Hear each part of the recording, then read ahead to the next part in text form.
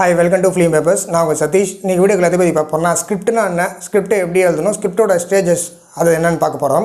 First of all draft ஸ்கிரிப்ட்னு சொல்லுவாங்க. Draft script என்னென்னு பார்த்தீங்கன்னா நம்ம வந்து முதல்ல எழுதும்போது வந்து ரஃபாக எழுதுவோம் பார்த்தீங்களா, அதான் டிராஃப்ட் ஸ்கிரிப்ட். அந்த டிராஃப்ட் ஸ்கிரிப்டை வந்து எப்படி எழுதணும்னு பார்த்தீங்கன்னா நம்ம மனசில் என்ன தோணுதோ அப்படியே நம்ம எழுதிக்கிட்டே போயிட்டே இருக்கலாம். அதில் வந்து பார்த்தீங்கன்னா நம்ம வந்து எங்கேயுமே வந்து ஃபுல் ஸ்டாப் வைக்காமல் அதை வந்து கரெக்டாக நம்ம டயலாக்ஸோடு சேர்த்து அப்படியே நம்ம எழுதிக்கலாம். அது வந்து நம்ம ஆடியன்ஸ்க்கு அது வந்து கரெக்டாக போய் சேருதா அப்படின்னு நினச்சிட்டு நம்ம வந்து அதை நம்ம எழுதிட்டே இருக்கணும். கிட்டத்தட்ட அந்த அந்த அந்த ஸ்டேஜஸ் வந்து பார்த்தீங்கன்னா நம்ம மனசுக்கு போதும்னு சொல்கிற வரைக்கும் நம்ம அதை வந்து என்னெல்லாம் தோணுதோ அதை எழுதிக்கிட்டே இருக்கணும். அந்த எழுதுகிற விஷயங்கள் வந்து பார்த்தீங்கன்னா நீங்கள் வந்து ஒரு ரூமில் இருக்கீங்க, இல்லை எந்த இடத்துல உட்காந்து எழுதுறீங்களோ அதே இடத்துல உட்காந்து திரும்ப அங்கேயே உட்காந்து திரும்ப எழுதுங்க. ஏன்னா சில நேரங்களில் வந்து நீங்கள் வேறு இடத்துல பிளேஸ் மாறினா கூட வந்து பார்த்தீங்கன்னா உங்களுக்கு ஸ்கிரிப்ட் எழுதுறதுக்கான அந்த மைண்ட் செட் வராது. ஸோ அதனால் உங்களால் முடிஞ்ச வரைக்கும் எங்கே நீங்கள் கம்ஃபர்டபுளாக இருக்கோ, எந்த இடத்துல உங்களுக்கு வந்து அந்த மைண்ட் செட் வருதோ அந்த இடத்துல உட்காந்து திரும்ப எழுதிட்டே இருங்க.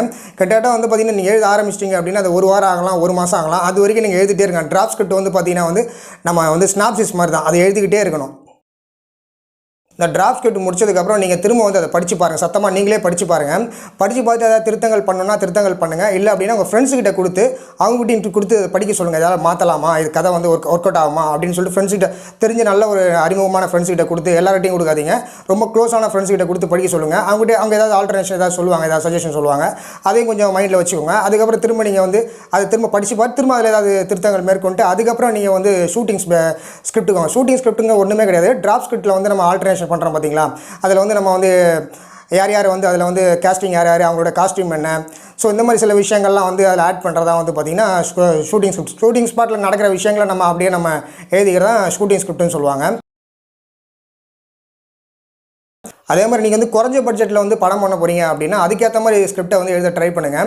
எஸ்பெஷலி நீங்கள் வந்து BMW காரில் வந்து ஒருத்தர் வந்து இறங்குறாரு அப்படிங்கிற மாதிரிலாம் ஸ்கிரிப்ட் எழுதினா ரொம்ப கஷ்டம் தான். அதே வந்து பார்த்தீங்கன்னா ஒரு ஆக்சிடென்ட், BMW காரில் வந்து ஆக்சிடென்ட் ஆகுது அப்படின்ற மாதிரி ஸ்கிரிப்ட் நீங்கள் வச்சே ஆகணும் அப்படின்னா அதுக்கேற்ற மாதிரி இன்னொருத்தர்கிட்ட அதை சொல்கிற மாதிரி ஆக்சிடென்ட் ஆகிறத இன்னொருத்தர் கேட்குற மாதிரியோ ஒருத்தர் சொல்கிற மாதிரியோ அப்படி வேணால் நம்ம கிரியேட்டிவிட்டியை மாற்றிக்கலாம். ஸோ இது வந்து நம்மளுடைய கிரியேட்டிவிட்டியை பொறுத்து தான். ஆனால் வந்து அந்த கதைக்கு தேவையானதை மட்டுமே நீங்கள் எழுதுங்க.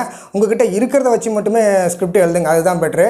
அப்போ தான் வந்து பார்த்திங்கன்னா நீங்கள் வந்து அடுத்த லெவலுக்கு நீங்கள் போக முடியும். ஏன்னா நம்ம இல்லாத நம்ம ஸ்கிரிப்டில் எழுதிட்டு அதுக்கப்புறம் அது ஏன் எழுதுன்ற மாதிரி ஆகிடும், வேஸ்ட் ஆகிடும். ஸோ அதனால் வந்து நீங்கள் வந்து உங்கள்கிட்ட என்ன இருக்கோ அதை வச்சு நீங்கள் பண்ணுங்கள். அதாவது கிரியேட்டிவிட்டி அப்படிங்கிறது என்னென்னு பார்த்தீங்கன்னா நம்மகிட்ட என்ன இருக்கோ அதை வச்சு டெவலப் பண்ணுறதா வந்து பார்த்தீங்கன்னா சக்ஸஸ் கிரியேட்டிவிட்டி.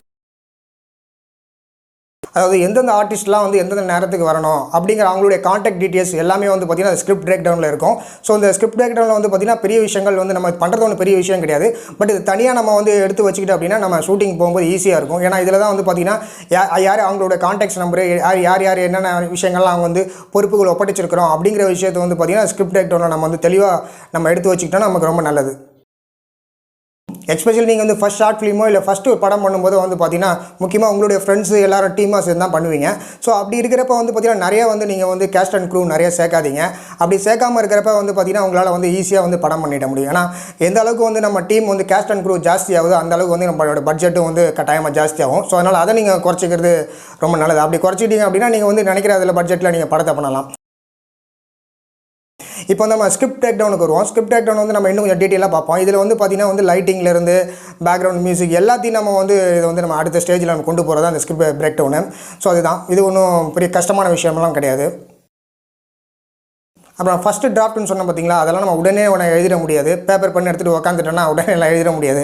அது கொஞ்சம் டைம் எடுக்க தான் செய்யும். ஸோ அது வந்து நீங்கள் எங்கே வந்து உங்களுக்கு கம்ஃபர்டபுளாக இருக்கோ அந்த இடத்துல உட்காந்து நீங்கள் வந்து அதை வந்து திங்க் பண்ணுங்கள். முக்கியமாக இங்கே வந்து நிறைய படங்கள் பார்த்தீங்கன்னா அது மூலிமா இன்ஸ்பயர் ஆகலாம். இல்லைனா உங்களுடைய லைஃப்பில் நடந்தது அந்த மாதிரி விஷயங்கள்லாம் எடுத்து நீங்கள் நிறைய படங்கள் பாருங்கள். படங்கள் பார்த்தாலே அதுலேருந்து நிறைய ஐடியா கிடைக்கும். நிறைய ஷார்ட் ஃபிலிம்ஸ் பாருங்கள். ஸோ அதுலேருந்து உங்களுக்கு அப்படியே இன்ஸ்பயர் ஆகிற விஷயங்கள் நிறைய கிடைக்கும். ஆனால் உடனே ஸ்கிரிப்ட் அப்படின்னா உடனேலாம் எழுதிட முடியாது, டைம் எடுக்க தான் செய்யும். அதுக்கு நீங்கள் வருத்தப்படாதீங்க. அது உட்காந்து எழுதுறது தான் நமக்கு அப்படியே ஆட்டோமேட்டிக்காக வந்துடும். சில சமயம்லாம் வந்து பார்த்திங்கன்னா நான்லாம் ஸ்கிரிப்ட் எழுதும் பார்த்திங்கன்னா வந்து பாத்ரூமில் இருக்கும்போது வந்து திங்கிங் ஓடிட்டே இருக்கும். அப்போ என்ன பண்ணுங்கள், நீங்கள் வந்து வெளியில் வந்து உடனே வந்து ஒரு சின்ன பேப்பரில் வந்து நோட் பண்ணிக்கணும். ஸோ எங்கே போனாலும் வந்து பார்த்திங்கன்னா ஒரு சின்ன டைரி மாதிரி ஒன்று இது மாதிரி வச்சுக்கோங்க. சின்ன நோட் பேட் மாதிரி கையில் வச்சுக்கிட்டிங்கன்னா அது உங்களுக்கு ஏன்னா அந்த நம்ம ஸ்கிரிப்ட் மைண்டில் ஓடிட்டே இருக்கும்போது எங்கே போனாலும் அது வந்து நமக்கு மைண்டில் வந்து ஓடிக்கிட்டே இருக்கும். டக்குன்னு எங்கேயாவது திடீர்னு ஞாபகம் வரும். அப்போ நம்ம டக்குன்னு எடுத்து கையில் எடுத்து நம்ம நோட் பண்ணி வச்சுக்கணும். 3 முடிச்சதுக்கப்புறம் நீங்கள் வந்து ஷார்ட் லிஸ்ட் அப்புறம் வந்து ஸ்டோரி போர்டுக்கு வரலாம். ஸ்டோரி போர்டு வந்து பார்த்திங்கன்னா எல்லாருக்கும் ஸ்டோரி போர்டு வந்து வரைய தெரியுமான்னு கேட்டால் வரைய தெரியாது. ஆனால் முடிஞ்ச வரைக்கும் ட்ரை பண்ணுங்கள். இதுக்கு வந்து நிறைய ஸ்டோரி போர்ட் புக்ஸ்லாம் இருக்குது, அதை நீங்கள் ட்ரை பண்ணலாம். இல்லை ஆன்லைனில் கூட நிறைய கூகுளில் தட்டி பார்த்தீங்கன்னா கூட உங்களுக்கு தெரியும். சும்மா சாம்பிளுக்கு நீங்கள் வரைஞ்சி பார்த்தீங்கன்னா கூட போடும்.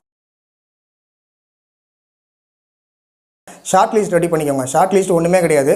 ஒரு யார் யார் என்னென்ன விஷயங்கள் பண்ணுறாங்க அந்த அந்த அந்த ஸ்கிரிப்டோட அந்த கண்டென்ட் அந்த டிஸ்கிரிப்ஷன் மட்டும் கீழே எழுதிக்கோங்க. அப்படி எழுதிக்கிட்டே அப்படின்னா ரொம்ப ஈஸி. அது எழுதிக்கிட்டு அது பக்கத்தில் வந்து யார் யார் நடிக்கிறாங்க அப்படின்றது எழுதிக்கோங்க. ரொம்ப ஈஸியாக இருக்கும். ஷார்ட் லிஸ்ட் கட்டாயமாக ரெடி பண்ணிக்கோங்க. ஷார்ட் லிஸ்ட் ரெடி பண்ணாமல் நீங்கள் போனீங்க அப்படின்னா கொஞ்சம் கஷ்டமாக இருக்கும். ஏன்னா ஸ்கிரிப்ட் வந்து பார்த்திங்கன்னா மொத்தமாக பெருசாக இருக்கும். நீங்கள் அதில் வந்து யார் யார் நடிக்கிறாங்க அப்படிங்கிறது நீங்கள் பிரித்தா கூட ஷார்ட் லிஸ்ட் நீங்கள் வந்து டக்குன்னு எடுத்து பார்க்குறதுக்கு வந்து ஈஸியாக இருக்கும். ஸோ அதனால் வந்து ஸ்டோரி போர்டு வரைய தெரியலனா கூட முடிஞ்ச வரைக்கும் வரைய ட்ரை பண்ணுங்கள். அப்படி வரைய தெரியல அப்படின்னா ஷார்ட் லிஸ்ட் ரெடி பண்ணி அது மூலிமா நீங்கள் கற்றுக்கிறது ரொம்ப நல்லது. ஷார்ட் லிஸ்ட் வந்து ரொம்ப இம்பார்ட்டன்ட். ஸோ இப்போ இந்த வீடியோ மூலிமா உங்களுக்கு ஸ்கிரிப்ட்னா அது எப்படி எழுதணும் அப்படிங்கிறத வந்து அவேர்னஸ் கிடச்சிருக்குன்னு நினைக்கிறேன். ஸோ இது மாதிரி நல்ல வீடியோ மறக்காம அடுத்த வீடியோவில் உங்களை சந்திக்கிறேன். அதுக்கு முன்னாடி சேனலுக்கு புதுசாக இருந்தீங்கன்னா சப்ஸ்கிரைப் பண்ணிக்கோங்க.